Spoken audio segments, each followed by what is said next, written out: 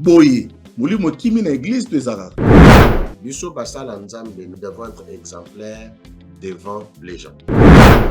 Mais mosala nzambe epekisami te azala propre te. Kozala exemplaire eza kolata biloko ya extravagance te oyo ekobetisa bandimi libaku. Puis la Bible dit soki omoni eloko oyo ezali kobetisa moto libaku, de préférence kata yango. Est-ce que réellement accourtement wana eza malamu d'abord mpona bango moko non?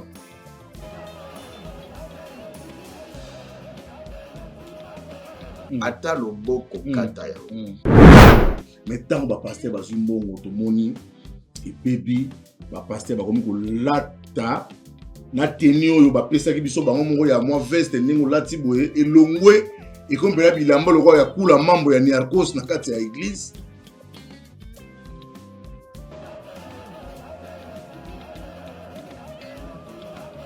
Nakasi bato bamona image déjà wana aye culte. Abanda ko la tene bien moi la coste na ye moi nini mais tu comprends était sur les virus. Alors bilate lio yo.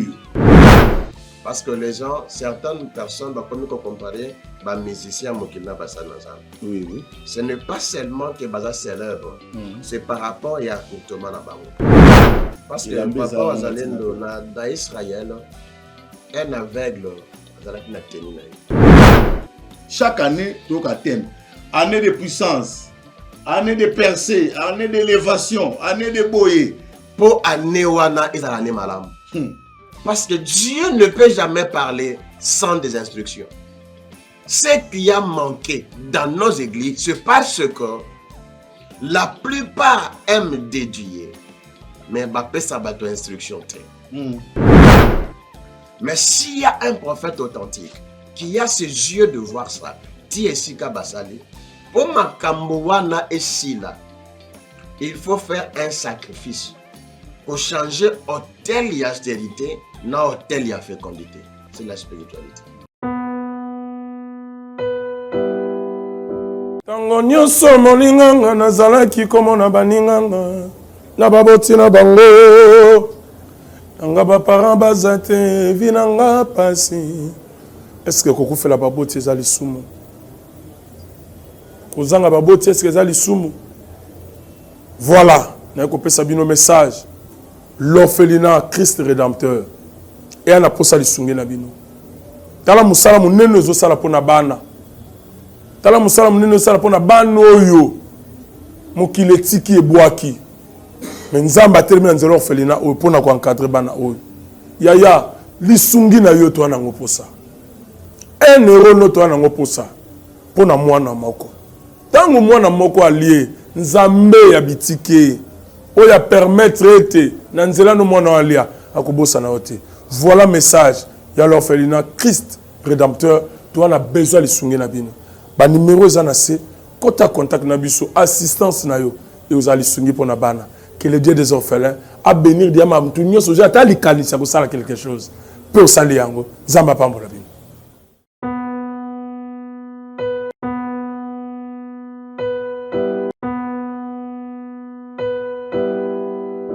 Merci Banakin, Bana monde entier.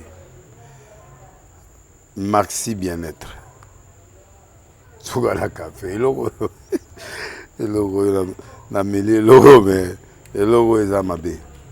Il y a bien pour na panne technique mais ko sale la on ndenga mabete sale la ngo pona mama. A célibataire to lingi bino ate. So maka boma mokolo bala. Pourtant mzo ba produire ngo soute. Maxi bien-être yango yo. Lukango benga ndekonanga alendele ye mutu ayebi esika ko fournir yo autant que tu veux $35 ezebele na kati sobo melika moko de jour bien be moroïde banini tout ça bilialia vanda musala banini et réparer yo système ya break et réparer yo pe fonctionnement ya break de break donc et pe son fonctionnement ya bien. To comme ba congolais toujours gagner ba match. On va défaite, pas de technique en plein match, c'est pas bon. Zongela et loco. Nana c'est éviter de dire surtout ba pasteur, boningo mela boyawa. Bo benga bena alendele na numéro na ye po bobenga po bozoloko. C'est important. Traitement poison anti-poison yango yo. Ne ba mususu omeli yango avant okende obima omela melango. Ça a 2 jours ata batie le loko. Moi cuire mon corps c'est bon. Oyo pe anti-poison. Donc soko ata eza na kati elongolango. Alende le mikolo somme. N'habité mindela ngo ba pese biloko ba udia po biloko ngo bendeza ya solo mikolo ba tchaka poison à toi famille te à toi problème na mututé jalousie car do ba produit yango na ya anti-poison oyo pe anti-poison donc benga alendele à partir na ye ayibindeni oya ozwango nzambe na nga pambola bino mi batela mboke komi bien te bato bakomi na jalousie oyo tozo comprendre de souté bana mike bazo kufa mikolo bazo kufa ba otiana bana bébé ba poison. Donc, toujours, c'est bon. Que Dieu vous bénisse. Merci Balania Nouvelle Tendance. Merci encore une fois chez vous, dans vos maisons. Episcopo Yambo, Rondekita, rendez-vous na Kitata, les grands Ouazalendo du message. Émission Oyo Torbaki Nzambe fois Pambola Nouvelle Tendance. Toujours dans l'émission Oyo avec le prophète de Dieu, le prophète Steve Okoka, pour vraiment. Ici ngaka boye donc il faut mosala nzambe ko lekana ko pambola chaîne ko ba makamba malamu pour la chaîne pour que cette année le eza année ya ba bénédiction ana ba grande chose pour que to ko vivre yango.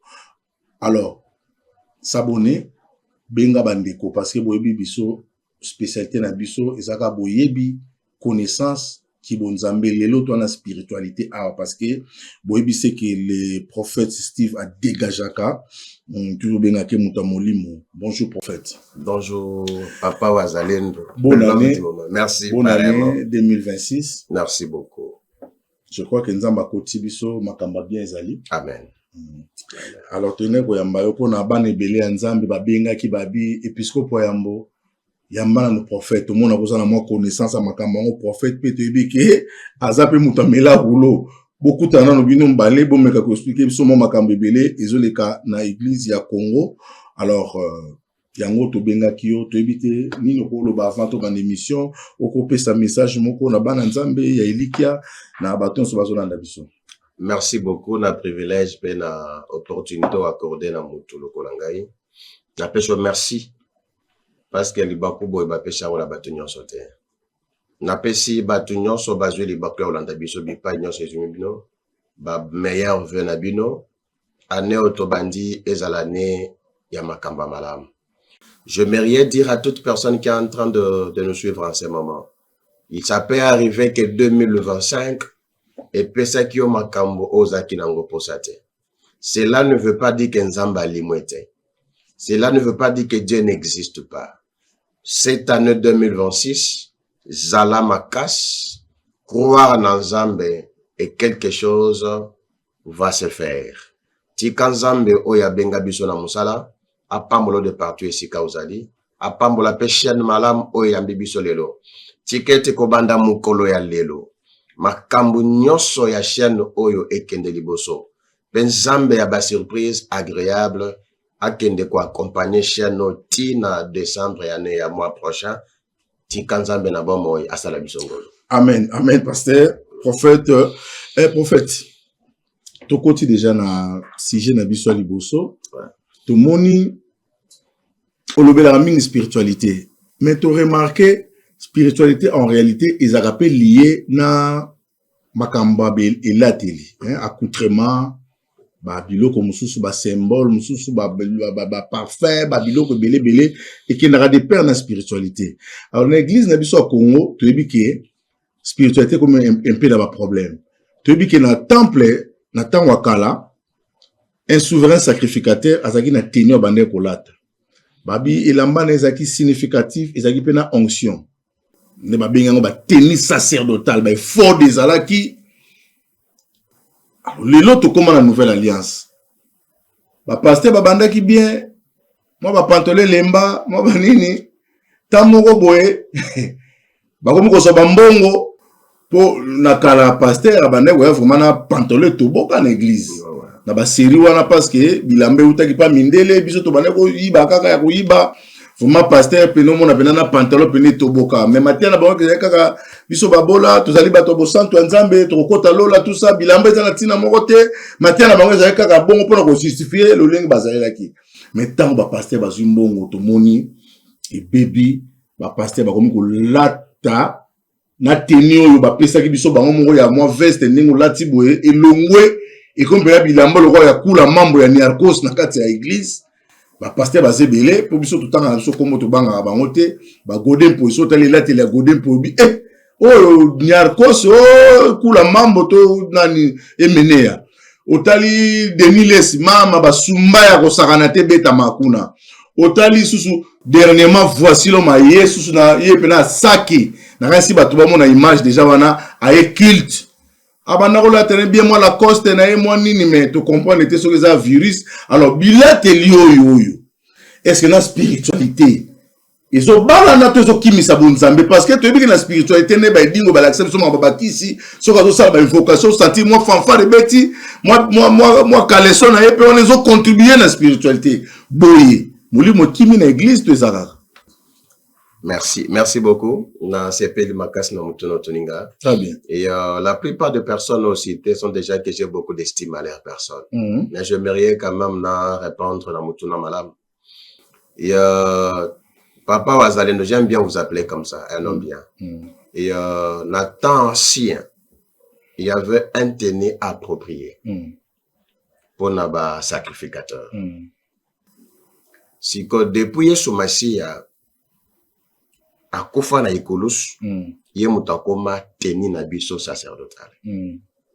Mais cela ne veut pas dire que pasteur akoma salité. Parce que la Bible dit, biso basala nzambe, nous devons être exemplaires devant les gens. Vous allez exemplaire, ezako la tableau extravagance te, oyeko betisa bandimi libako. Mais mosala nzambe pekisamite azala propreté. Parce que la spiritualité, c'est quelque chose qui a beaucoup des aspects, qui a aussi beaucoup de profondeur. Peut-être Moutou a la capacité na ya lolenga la alinga ilamba. Papa Wazalendo ebi la Bible dit soko moni eloko oyo ezali ko betisa mutu libako de préférence kata yango ata loboko kata yango. La question que je vais me poser moi-même, est-ce que réellement à courtement wana eza malamu d'abord pona bango moko non? Ce que eza malamu, pourquoi eza malamu pona bango? Parce qu'on soulevait le comment trop important, que la spiritualité est liée au tennis. Mais quels sont les tennis en fait? On connaît des moines, on connaît les moines par ses habits. Très bien. Et puis, l'habit ne fait pas les moines. Donc, ce que je vais demander, il est important d'être propre, présentable. Mais quand dans l'extravagance, ce n'est pas important. Parce que, des fois, pour moto, ayo kamate ozoteya, akolongola makanisi na mateya, aota la teniolat. Automatiquement, il comme malibako. Mais ce sont des personnes que moi j'ai beaucoup d'estime, beaucoup de valeur. Pour moi, ils doivent un peu revoir leur tenue. C'est ça. Peut-être, ils croient qu'ils sont malades. Peut-être, ndenge mutumusus, des fois, à tout le monde malade. Parce que les gens, certaines personnes, comme ils comparer, musiciens, mokilna basan ensemble. Ce n'est pas seulement que baza célèbre. C'est par rapport à courtement na bango, par rapport à batine na bango. Parce que, nous devons apporter un message qui doit aussi édifier l'église. Très bien. Papa Wazalendo, dans le bakeloko plusieurs fois.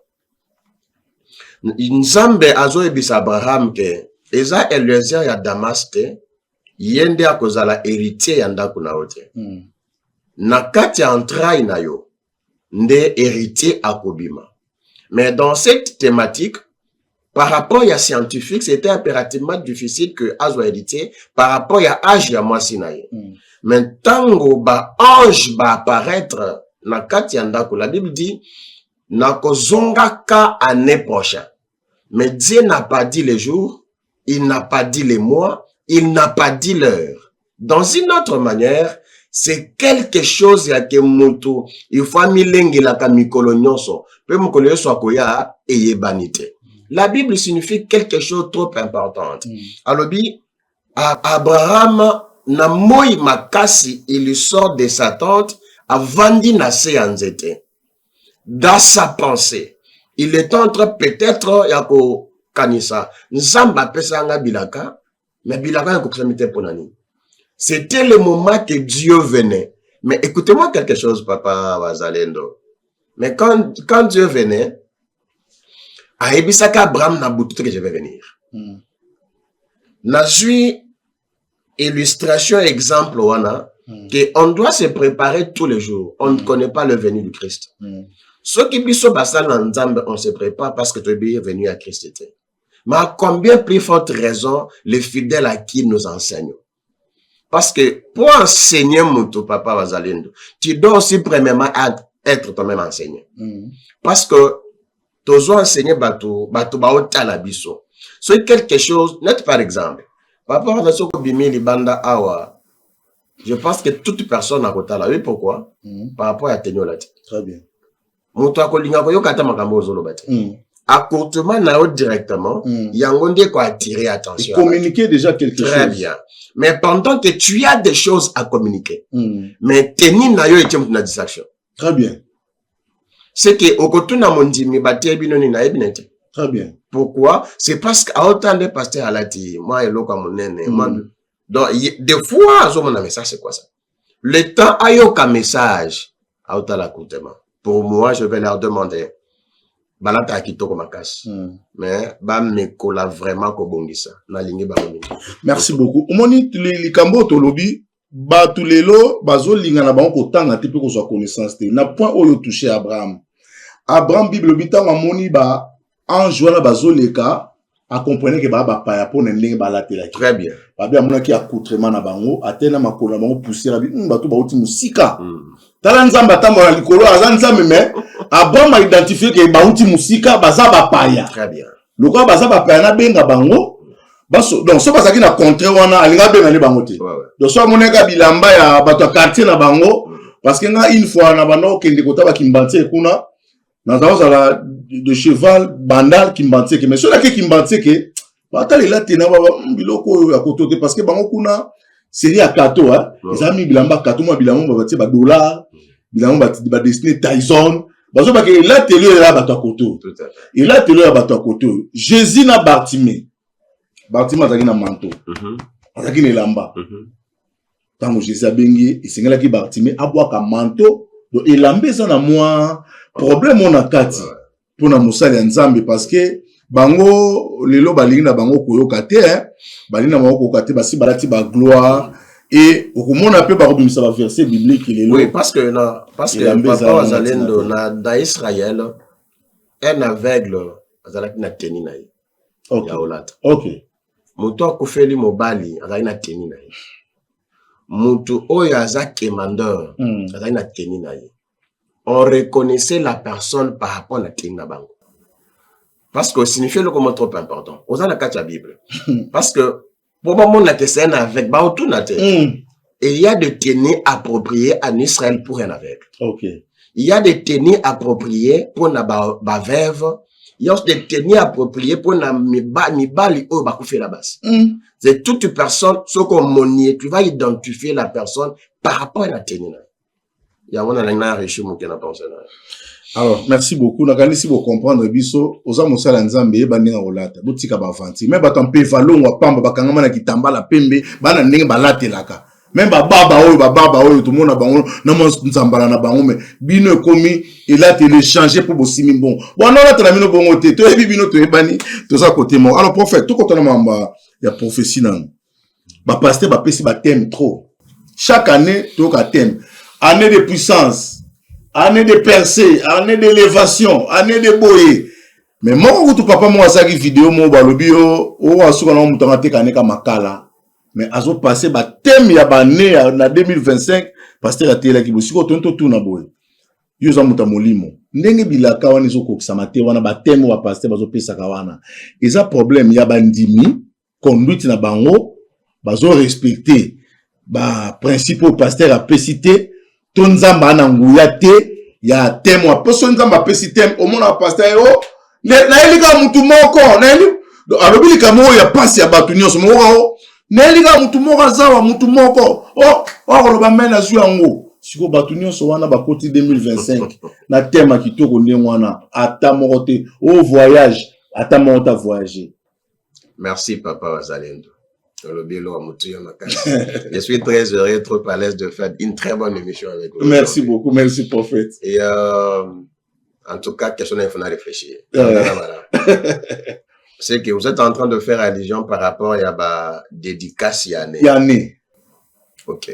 Année de traversée. Très bien. Et Papa Wazalendo, il faut comprendre une chose. Très bien. En réalité, nous avons 9 planètes. Par rapport aux recherches scientifiques, parce qu'il y a des recherches qui se font. Okay. Donc, comme on a 10, on a 9, là-bas, ainsi de suite. Okay. Dieu, par sa grâce, a quel mouton la planète Terre. Là, on très bien. Très bien. Et pendant qu'il y avait 9 planètes, nous avons pas une planète, mais pas quel mouton. Mais cela ne veut pas dire que dans d'autres planètes, il n'y a pas des êtres. Na même planète Terre on nzamba kelimutu. Dieu pouvait même cause ta planète marata Jupiter azui a Satan. Mais nzamba sepeli kaka parce que Satan sa créature ya nzamba. Nzamba sepeli kaka azwa Satan a na même planète que achemutu. Très bien. C'est que dans une autre manière mutu a commis voisin ya diable. Mais Nathan Otokoma Kasuka Namvula, te dédiaka réellement année à prospérité, année à élévation, année à puissance, année à. Mais Papa Wazalendo, vous allez remarquer que Ezana Mutu, on a dédié année avec foi. Mais ton côté, na décembre, n'est-tu passé à 2025? Après ce que Nzambe grâce kaka pona pe manabomo. Mais makambo ya dédia ki yango azu yango te. On doit se poser la question.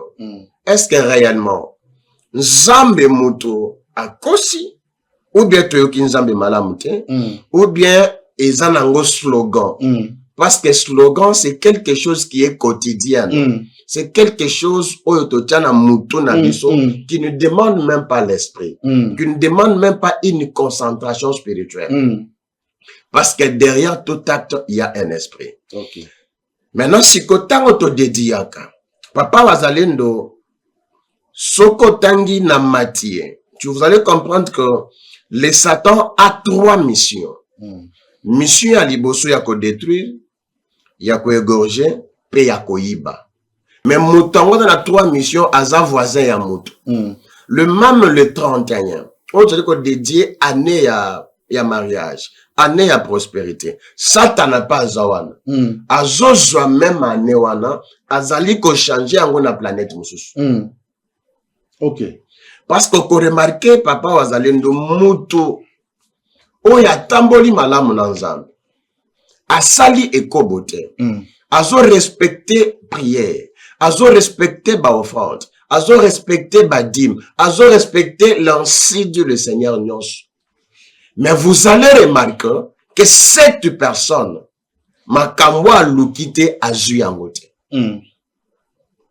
Ce n'est pas que Dieu est impuissant. C'est parce que la plupart bateau o ba pesi capacité ba yebite et sikanini problème ya mutevandi. On peut prier très bas. On peut prier parce que certains prophètes, certains pasteurs, et ils touchent au problème, mais ils ne touchent pas aux sources du problème. Ceux qui, par exemple, va déplacer Yango dans la planète Moussous, pourquoi va déplacer Yango pendant que Nzambe Moutalobi? Je vais en faire comme exemple typique. Daniel a bandu prière, Papa Wazalendo. C'était à côté de la prière à Moukolomoko. Nzamba tinde Gabriel.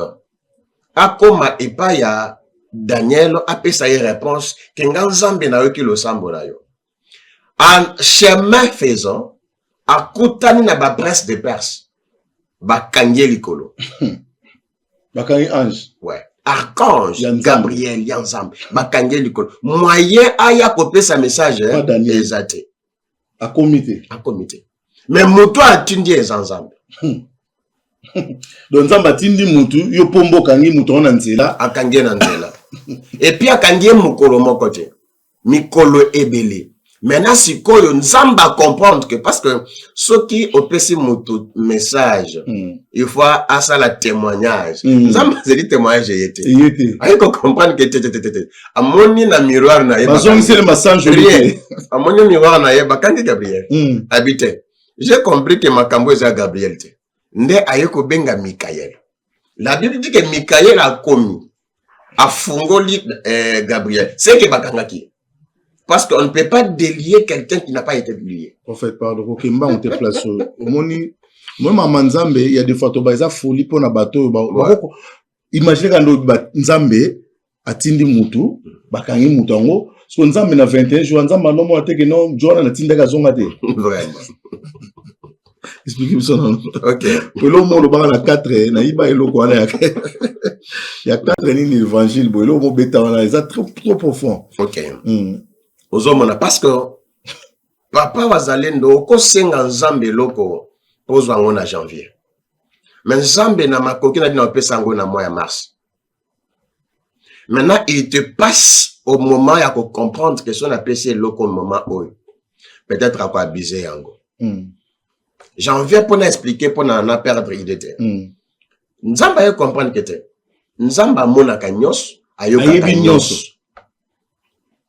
Pour naïe, c'était une expérience où Gabriel a au laboratoire. Et dans une autre manière, mission ya Gabriel, ils ont repéré sa message que vous avez dans donc, il y a Bundarate. Ataba Betty, Azong Sate. Azong Sate. Ils ont mission à été. Ah, surtout, ça, on a pas pasteur, le pasteur, monsieur Babundara na bango, mais ça, le pasteur, monsieur Abo Bundate, oui. Il y a Azong Sate, là, mon frère Nzamba, on sent tout dans le colo. Très bien. Il a fallu que Nzamba ait de péché. Archange de guerre qui est Michael.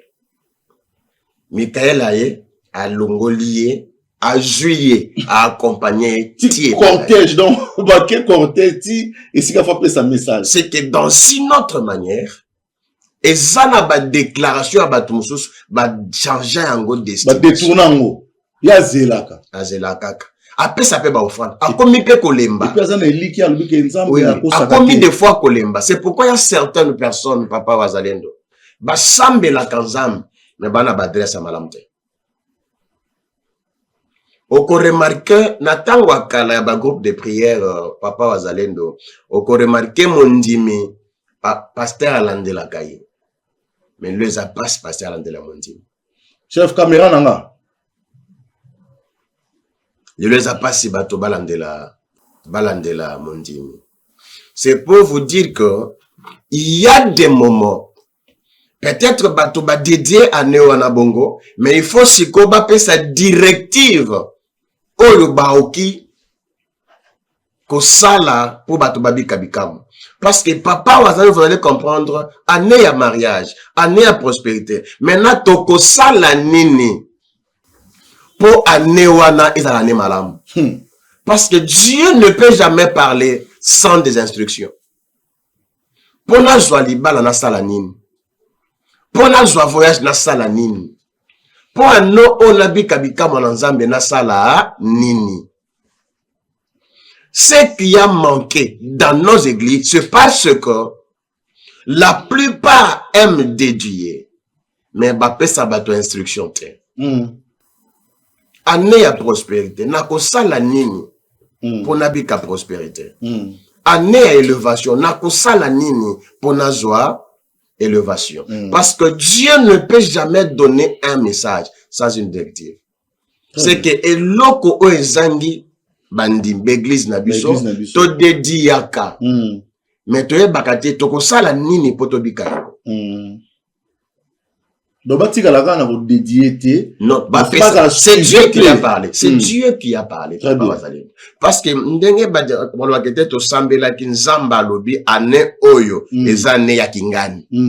alors, ce qui Nzambe muto alobi, moi à ma connaissance spirituelle, Dieu ne peut jamais parler sans couper sa directive. Exemple typique. Papa Wazalendo Jéricho eza soko dans le à Jéricho moniango une très bonne ville. Maintenant quand il y a Jéricho il y avait deux choses. Ezala qui na des mauvaises paroles prononcées, pe liwa ezalaki. Liwa ya mwana liboso, na ya mwana ya suka. Parce que la oya ko tia brique ya liboso, mwana liboso akufa. Oya ko suka sa brique ya suka, mwana ya suka akufa. Mais Dieu parle à son prophète. Onyo soa nesila. Nzamba pesi directive. Alors bizwa san yambele. Tia mungwa. Kende na source. Assainir pe loba maloba. Mais si ko année à prospérité, année à témoignage, année à capacité, année à grande réalisation, tout ça la nini, poto bika yango, c'est là il y a un problème. Directif. C'est là il y a un problème. Très bien. Alors prophète, maintenant, bateau sur bazake, à saleli ba directif, ndéonzo ba directif, après bateau sur bazake pena, ba mekanzambe, tant que Jésus otambola na homme riche. Jésus ebagita bina homme riche non, oyebi mibeko to sa tabi na to sa kanyoso. Na sala kanyoso avant Jésus c'est qui te manque une chose. Sur bateau sa kanyoso. O ba pc comme directif, après na suka na ngope, amonika ke logoté. Surtout mingi za na combat spirituel pa maman langi bato ba botaka te wana pena sala so fota 31 jours abeti 31 jours oh boy akokisi otina suka na ngope boy abotaka te. OK. Papa, j'aime bien vous appeler comme ça. Yeah, ça bien. J'aime bien vous appeler. Biso to défendre la doctrine mabele à Israël. OK. Na ngaka ko benga bongo parce que et soki ya solo papa bazaleno. Nzambe mutalo beli mutu. Que nzambe muta pesi mutu directif. O mata o kitefo ekokisama. Soki ekokisamite. C'est que nzambe te ou bien sentiment ya pasteur. Très bien. Je vais vous dire quelque chose papa bazalendo. Ezana mutuma par exemple azui amoni moninga na ye pasteur. Asimbi bouteille ya mai. Apesi mondi mabiki. Pasteur pas copier même chose. Amoni mondi mo azo bela so maladie ya diarrhée to ya cancer par exemple. Ye moko albina kombo na Yesu. Apesi ye akobika. No révélation ya pasteur wana ya kosimba mai na yo moto polycopier est différent. Lui a réussi ce mandat par rapport à directive voyage. Mais yo copier et lo koebi source nangote. Très bien. C'est différent. Très bien. Si c'est Dieu qui a parlé, papa azalem, to matato qui t'a salem. Ce qui est salemité, c'est que ce n'est pas Dieu ou bien à polycopier service au baninga basala kande asadi. Mais prophète, il y a une question moko tant on le belle maramba 21 jours à Daniel. Bino le ba pasteur beaucoup mo 21 jours. Autant na jeune 21 jours mais Daniel c'est ka jour mo mais ndeni bino sko bo copier en erreur il y a ba temps oyo yé ba traîna qui ange mais il comme autant na 21 jours. Daniel assemblé qui 21 jours. Mais Daniel assemblé qui 21 jours tepo Azaki na prière à 21 jours. Et ça qui joue mon comme 21 jours passe de la réponse. Pour la résistance bakanga qui ange. Comment tu vas passer un peu côté connaissance à makamsusu. Et ça moi dérangement mon moké. Et ça moi j'apprends Tilelo. Très bien. Et je peux être prophète mais j'apprends toujours au pied de mon père spirituel qui est l'apôtre Augustin. OK. Na pesi mbote. J'apprends souvent. Na pesi mbote. Et puis papa Wazalendo, la connaissance est une richesse. Et la plupart des gens basent trop molimo, mais ne veulent pas apprendre. Très bien. Ceux qui nzamba fungoli mutumi sumoko lelo a commis prophète. Donc il y a des dispensations de prophétie. Il y a le prophète des dons et le prophète des ministères. Oh, très bien. Le prophète des dons, attends moi n'a pas avoir les dons de voir. À Monique et Moutoua au Koufalobi. Mais un prophète de ministère a zomon appelé à Longoli Yango. Voilà la différence. Un prophète de ministère, il voit et il enlève. Un prophète des dons, il y a aussi Kakana Romona. Et les dons est pour tout le monde. Beaucoup de il y a 3 ans à 4 ans. Tu vas remarquer à ta moi à Loti. Moi non soka Loti c'est un don que le Seigneur lui a donné. Mais ce qu'on attend soka Loti, man a capacité de Golongol. C'est un prophète ministre qui a cette mobilité. Il y a comme mon appel à Longoli. Mais la plupart des personnes, baby ça alliance dans l'ensemble. Ou comme on appelle au Longoli pété. Parce que, comme Koza na capacité à komona pe ya kolongola, ils en a trois aspects. Ok. Il y a la consécration. Mm. Il y a le vœu de prière. Il y a aussi la discipline. Ok. Mais on peut remarquer la plus, belé banavio, hein, ramsetona. Consécration à malamu ezate. Vie de prière ezate. Tout ce que tu n'y montres à l'ensemble assemblée là depuis mon colonie. Maintenant, quand tu n'as pas le temps de prier, au cause ressources, il y a la prière pour l'ensemble de la bâtonne. C'est parce que dans la prière qu'on accueille un peu la force et la divinité. Mais toi, tu ne pries pas. C'est ainsi, tout homme de Dieu a une mobilité, il y a cause temps dans la présence de Dieu. Car la Bible dit, dans la présence de Dieu que nous trouvons le présent de Dieu. Voilà, papa. Merci beaucoup. Prophète, tout ce qu'on a des questions, vraiment, bananzambe, insista qui babi, épiscope, yo te bi osa muta ba vérité, yo lo bana bango vérité, banga na ote, yo lo banga vérité. Tu remarqué le romo, pasteur, tu baye, tu lembi. Jésus-Christ, dans son ministère, azalaki soki a koutani na situation. En tout cas, pas de négociation. Soit koutani na situation, a soko décanter situation na sur place. Mais bien komi au mona moto, surtout dans l'église à Baliloba, Batsamwa, Baba Morowana, ba prophète basé bena ba seka et salamaka. Parce que moi so yoye, olobi makamunayo. Prophète abani na moni boy kutu ba sakol bilo européen exact suka na ngo po bika ya biso faut prier makasi faut to na ndako na to ya osambela kuna to sa prière comme offrande moko bio bomba o ya to sambela kuna faut prier yo mo faut sambela makasi mais Jésus a ki bonté akuta na fou de badara papa moko memele mwana za ko ya malade andeke aluka ka bate mutatsaka malade andeke ona bima ebimi baye ko libatuni mais biso bayaki na mono to prier mais to sambeli zo simbate to sambela ne abise ce genre de démons ebima kaka na jeune prière so po ni bino boso bimisa ka bo pesa résultat te kaka o to moni na suka ko mona o nzamba za malamu alléluia nzamba ko sala. Merci beaucoup. Bino na Jésus vous êtes différent. Merci beaucoup. Alobi, vous ferez plus que ce que moi je fais. Et nous y croyons à ça. Abi, vous êtes des dieux, mais vous mourrez comme des hommes. On les a Psaume 68. Non, le bélo montre trop important, papa Wazalendo. Pour soulever l'eau comme moyen offrande. Très bien. Et ça n'a papa moko, par exemple. Azalaka chasseur. Pour naïe, c'est pour comme un grand chasseur. Il faut, au Sabiso, bana, ya fitir ya banana, c'est que ba kokonaï. Mais pendant que ses enfants, nan ba balite, nan ba bodite ba banamike. Et puis, okoluke la biso ba daba. Oke na zamba okati yango mito etiki yango. Apesi, ba kokonaï, pendant que ses enfants, nan ba balite, nan pe ba bodite. Vous allez comprendre quelque chose et que papa wana sala alliance wana na banzambe na bango pourquoi les apprend comme ma meilleur chasseur ya village. Mais si ko bana wana o baboti papa Wazalendo na kati ya famille wana. Or que pour ba comme na niveau ya ko délivrer famille ko remarquer bana wana basi babali mais bazwaka bana te. C'est parce qu'il y a quelque part oyo bato moko basalaka alliance moko na banzambe ya zamba basacrifice bana wana basacrifice.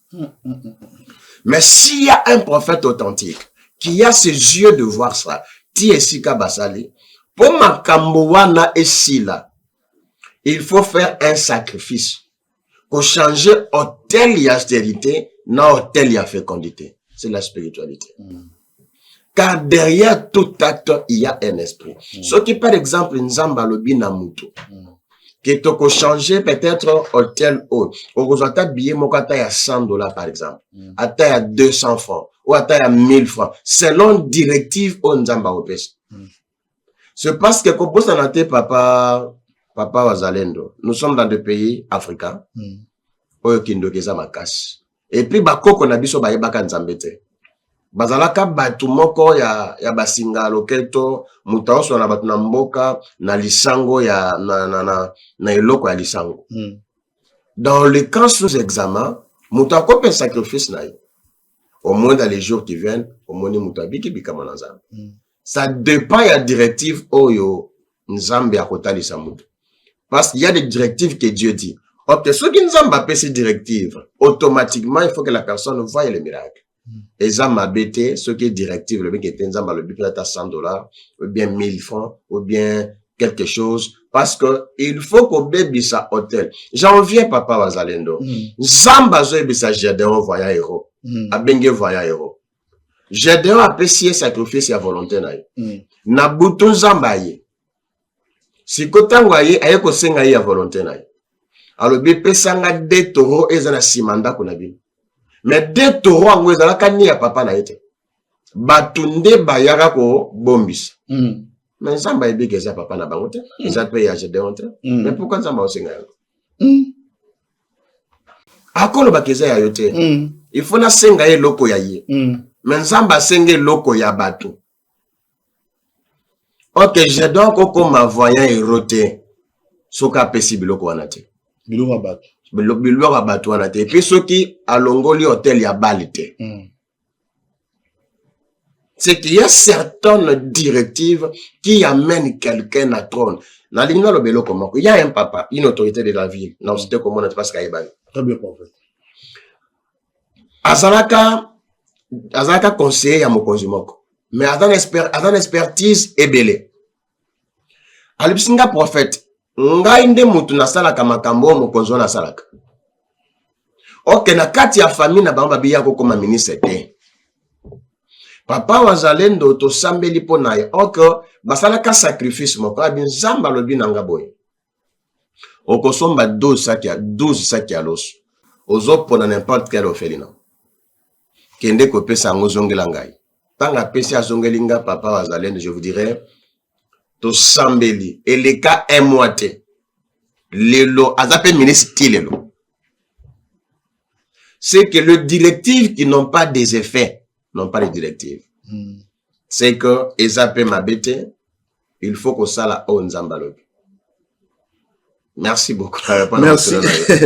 Bon, en tout cas, vraiment, Bananzambe baza béni, ya kola l'émission, oyo to annoncer binoka ke c'est pas seulement aujourd'hui que to yambi prophète, to bandako yambaye, parce que to moni déjà, à lire azo memela makamuna connaissance oyo, vraiment, Bananzambe so bakomi kolandango, leo to bandoka sou balangage abatute ko non nini, balobaki te mabuna baye na ngai, balobaka ten boye to moni yango te, ane o lekaki balobaki bo to moni yango te. To zo mona penda prophète aza ko limbola makamu nenge esengeli. Prophète. Makambo zolo ba nzambe o ezo mema biso na complication makasi to mona ka nzambe ngo ndeye mo mutaluka ka ba problème talo lobi a sengi sacrifice eloka batu bakende ko bombisa azo senga ngo po batumba mbeka. Maintenant ils ont un ndeko moko lobi asali réflexion na poussa bi ke nzambe azaki na choix ya Satan na mwana na fils unique pour sauver humanité, sauver mokili.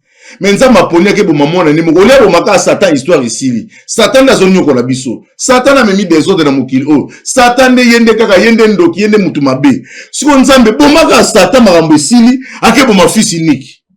Ata yo moko prophète. OK. Et papa Wazalendo, je vous dis une chose qui est importante. Nzambe azalaka na kati ya tante. OK.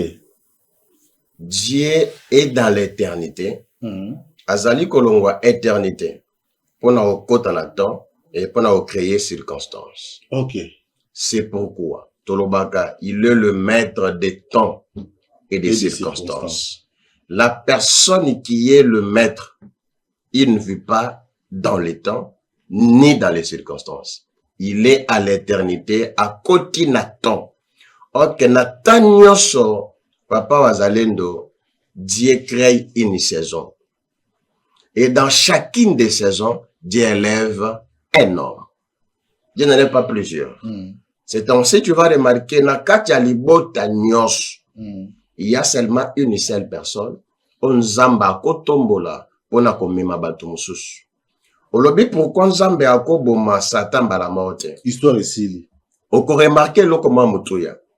Avant Yesu Masi abotama ba innocent bakufa. Avant Moïse abotama ba innocent bakufa. C'est que naissance y a un erronios les gens meurent bakufa. C'est ainsi je mériais pour liboso ya micro na yo kosenga iloko moko. Que les gens croient que dans le ciel il y a quelqu'un. Ou ya zanaka parce que les lo papa wazalendo batebele ba père de likia. Batebele ba père d'espoir. Parce que le même Dieu qu'on a servi en 2025 a peut subir sur le côté. Pourquoi on peut seulement continuer dans Nzamba ou la 2026? Très bien. J'aimerais dire à toutes les personnes qui me suivent, de partout ici, quand vous allez, Oza mondimi ya pasteur, de moi mondimi ensemble. Il suffit seulement que tu crois, parce que moi j'ai une manière dont je définis la foi. La foi, c'est une force qui ôte l'impossibilité. Ce qui lobby 2025 est Simba quitté. En nom puissant de Jésus-Christ, cette année, et que Simba pe makambo et que bongwana. Papa Wazalendo, j'aimerais vous dire quelque chose. Et ça, na mutumo qu'on a Brazzaville, ça qui n'a problème, il y a sida à Molimo. À Tamboli pe ba opito ebele. Il a même appelé des prophètes à qui m'a cité les noms. Pour moi, je ne suis pas disposé pour les citer. Ba sambeli na bango. Ba pesi ba sacrifice. Mais ce monsieur-là a koki kobikate.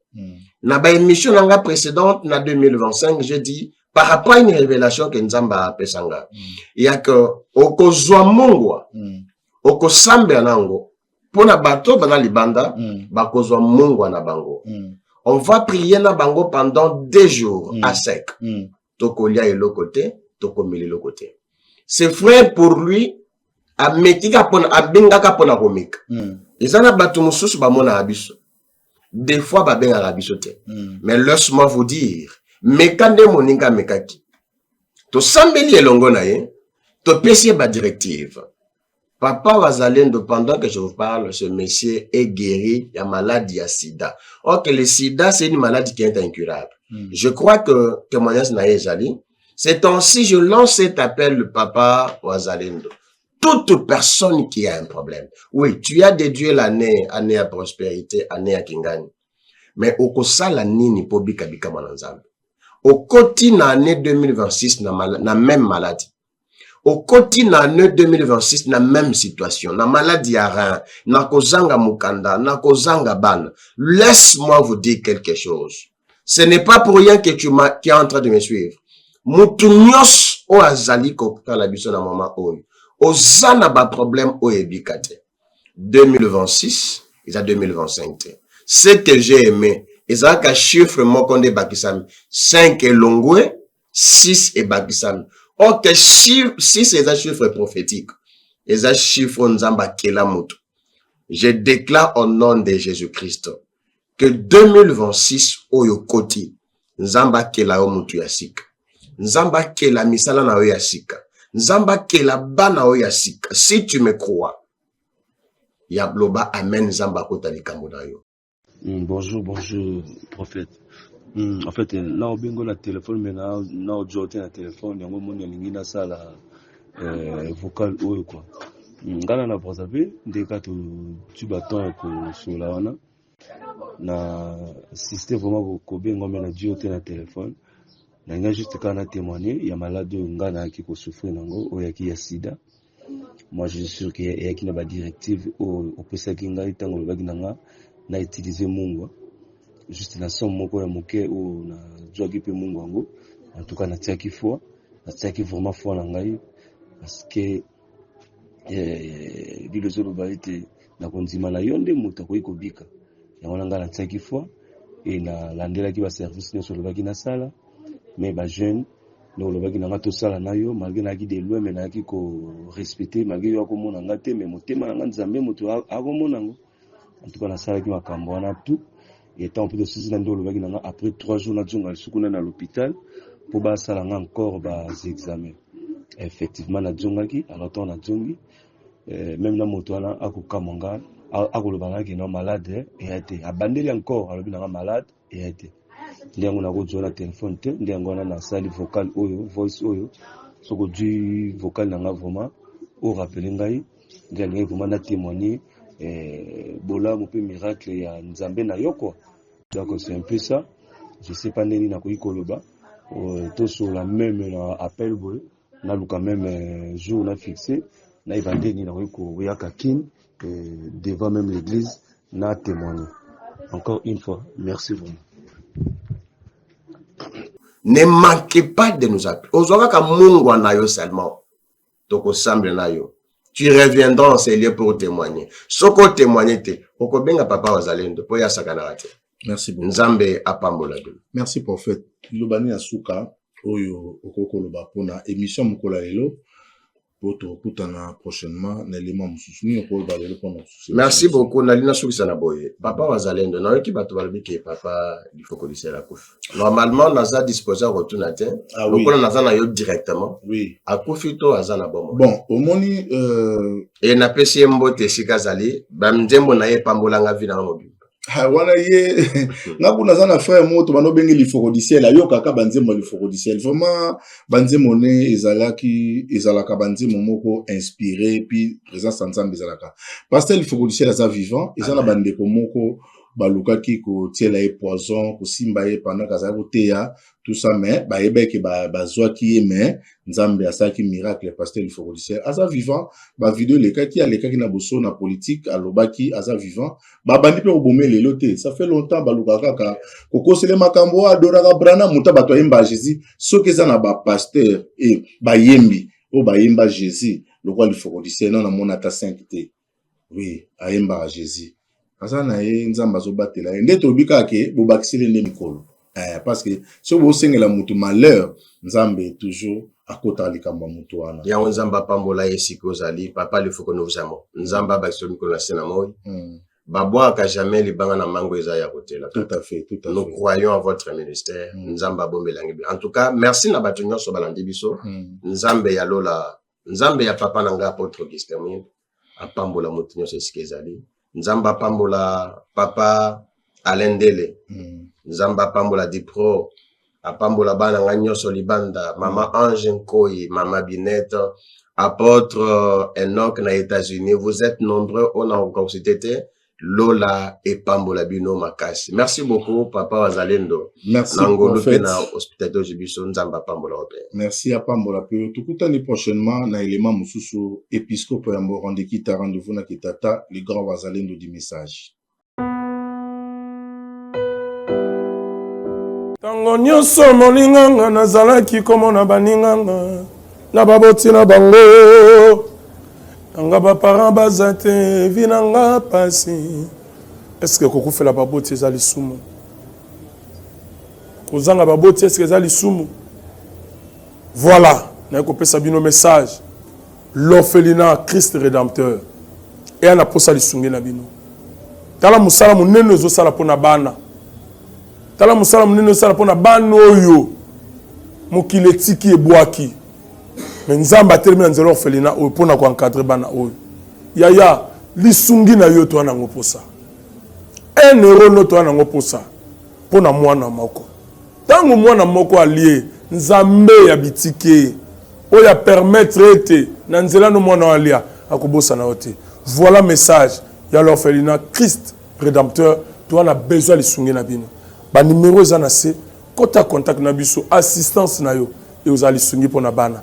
Que le Dieu des orphelins a bénir diama mutu nyoso ja ta likanisa ko sala quelque chose. Peu sali yango zamba pambola bino.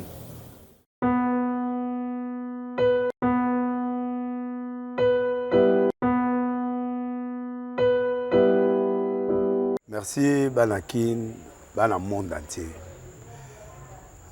Maxi bien-être. Sougala café, logo na mêlé logo mais logo est mabé. Il y a bien pour na panne technique mais ko sale la on ndenga mabé te sale la ngo pona mama. Ba célibataire to lingi bino ate. So maka boma mukolo bala. Pourtant mzo ba produire ngo soute. Maxi bien-être yango yo. Lukango benga ndeko nanga Alendele ye mutu ayebi esika ko fournir yo autant que tu veux $35 eze belé na kati sobo melika moko de jour bien mais hémorroïde banini tout ça bilialia bivanda vanda mosala banini et réparer yo système ya break et réparer yo pe fonctionnement ya break de break donc et pe son fonctionnement ya bien to comme ba congolais toujours gagner ba match oza ba défaite pas technique en plein match c'est pas bon zongela eloko ngana c'est éviter de dire surtout ba pasteur boningo mela boyawa bobenga pena alendele na numéro na ye po bobenga po bozeloko c'est important traitement poison anti-poison yango yo ne ba mususu omeli yango avant okende obima omela melango ça 2 jours ata batie loko moi cuire moko c'est bon oyo pe anti-poison donc soko ata eza na kati elongolango alendele mikolo somme na bité mindele yango bapesi biloko baudia po biloko yango bendeza ya solo mikolo batiaka poison ato ya famille te atoza problème na mutu te jalousie kaka donc baproduit yango wana ya anti-poison oyo pe anti-poison donc benga alendele à partir na ye ayebi ndeni oya ozwango nzambe na nga pambola bino mibatela mboka ekomi bien te bato bakomi na jalousie oyo tozo comprendre desu te bana mike bazokufa mikolo bazokufa baotiana bana bebe bapoison donc toujours zala na ntina yo ndenge nga na ndako c'est bon que Dieu vous bénisse.